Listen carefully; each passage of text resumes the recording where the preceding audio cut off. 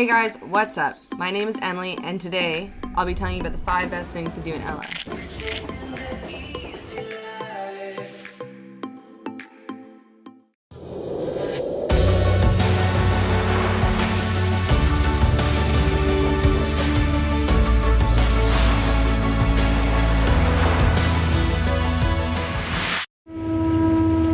Number 5 on my list is the train ride to Ella, and while technically this isn't something to do in Ella, it still made it on my list because it's something worth mentioning. It's one of the top attractions of Sri Lanka, so I'll give you some advice.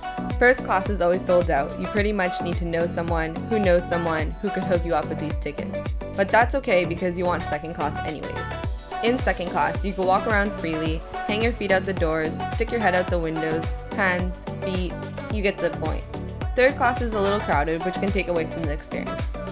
The journey from Kandy to Ella is 6 hours long, so you can break up the journey by staying in Nueva Elia. Also, from Nueva Elia to Ella is the most scenic part of the journey. As far as cost goes, all the classes are affordable. You're looking to spend around $10 for first class, $5 for second, and as little as $2 for third, from Kandy to Ella. When planning your journey, I recommend you check out the local holidays and plan your trip around them. The trains tend to fill up faster on holidays and on weekends, and you're not guaranteed to get on. Another word of advice is to check out the online timetables and to plan to take the express train. The old steam trains are very cool to see, but they're a lot slower and smaller. Later in this video, I'll let you know how you can still check them out. Number 4 on my list is to take a cooking class. In this class, you'll learn how to make the traditional Sri Lankan curries, which is one of my favorite dishes. Of course, you could do this at any point of your trip, but I do recommend you to do in Ella if you can. The most popular cooking class is Ella Spice Garden, which I've heard good things about, except that you need a pre-book. We did our cooking class at Lanka's cooking classes, a little bit off the main road. This is a family-owned restaurant, and they have all the cooking facilities outside. What I loved about this place that I haven't seen in any other cooking school is that they cook in clay pots and over a wood fire. Now this is as traditional as you could get. After you learn how to cook a variety of dishes, you get to feast. This was definitely my favorite part.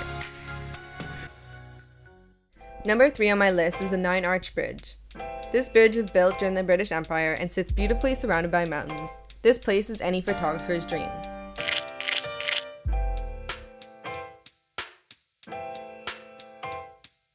But you don't have to be a photographer to enjoy this place. It's a great spot to grab a coconut and wait and see the old steam trains.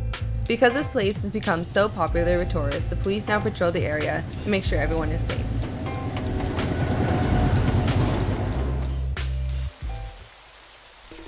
Number 2 on my list is a day trip out of Ella to Diluma Falls. It's the second highest waterfall in Sri Lanka, and if you're going to see any waterfall, it should be this one. At the bottom of the falls, if you're feeling adventurous, you can climb over the rocks and have a swim. When you're done that, I recommend you make your way to the top. You could ask the local at the bottom, and they'll probably charge you around 1,500 rupees to show you the way there. Or you can head a mile back and take a left at the pavement road. At the top, you'll reach a small village, and someone will need to show you the way from that point.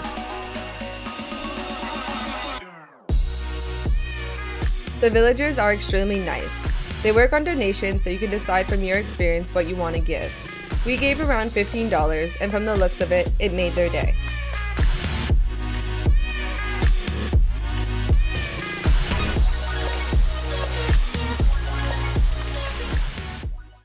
Finally, for my number 1 is Little Adams Peak. Named after Adams Peak, which is another popular hike a few hours away. I know, I was a bit confused when I first started planning my trip, but they're 2 very different places.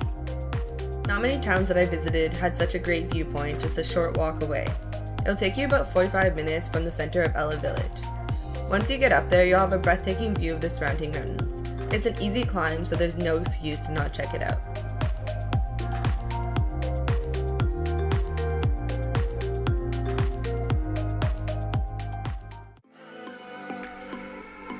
Ella was one of my favorite places in Sri Lanka, and although it had so many things to see and do, I also found it a great place to relax. The town itself has a bunch of nice spots to eat and a really cool vibe. Depending on how much time you have in Sri Lanka, I would recommend at least 2 nights, but if you have more time to spare, it's definitely worth it. Other places to check out in Ella are the Ravana Falls and the caves attached to it, or the Ella Rock, which is a longer hike. These places didn't make it on my top 5, but would love to hear if someone had any great experiences. So if you did, please leave a comment below. Subscribe for more videos on Sri Lanka. We are currently making new travel guides every week on our favorite places and activities.